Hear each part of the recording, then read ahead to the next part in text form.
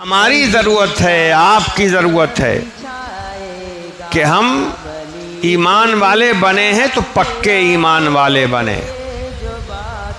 ईमान वाले हैं तो तौर तरीक़े ईमान वालों के अपनाएं और रात की तन्हाइयों में तहज्जुद पढ़कर अल्लाह के सामने रोएं, गिड़गिड़ाएं, माफ़ी मांगें।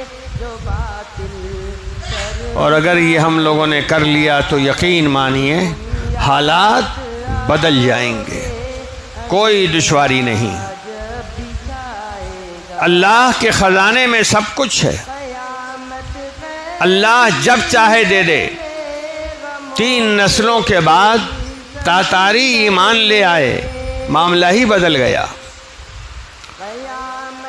और ये भी समझिए हम लोगों को वाक़यात से इबरत लेने का मौका नहीं है, ये समझ नहीं है। वाक़यात से हम लोग समझते नहीं हैं। रूस दुनिया की बहुत बड़ी ताकत, 2 बड़ी ताकतों में से एक, और रूस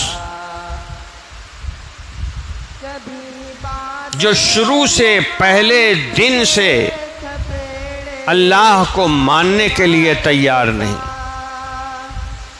मज़हब को मानने के लिए तैयार नहीं। उनके मुफक्किरीन के ये जुमला, मज़हब थके हुए दिमाग का बिस्तर है, ये उनका जुमला है। वो रूस जिसके बारे में शुबा नहीं था कि इसको शिकस्त हो सकती है, इसको कोई आम छोटी मोटी हुकूमत शिकस्त दे सकती है, शुबा नहीं था। वो रूस अफ़गानिस्तान के जंगल में फंसा और कमज़ोर लोगों के हाथों ऐसी पिटाई हुई कि एक रूस कई हिस्सों में बंट गया। ये कल की बात है। जिन लोगों की दाढ़ियाँ पकी हुई हैं उनको पूरी बात याद होगी। बहुत इनकार कर रहे थे अल्लाह ताला का। अल्लाह ताला ने बेवसाइल लोगों को खड़ा करके और दुनिया जहान के वसाइल वाले रूस को चित कर दिया मैदान में। आंखों देखी है, मैंने भी देखा, जो पुराने लोग हैं वो अच्छी तरह जानते हैं।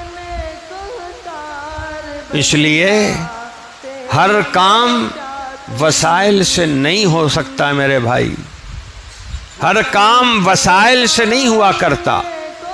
बहुत से काम और खुदाई निज़ाम वसाइल के बगैर भी चलता है, वसाइल के साथ भी चलता है।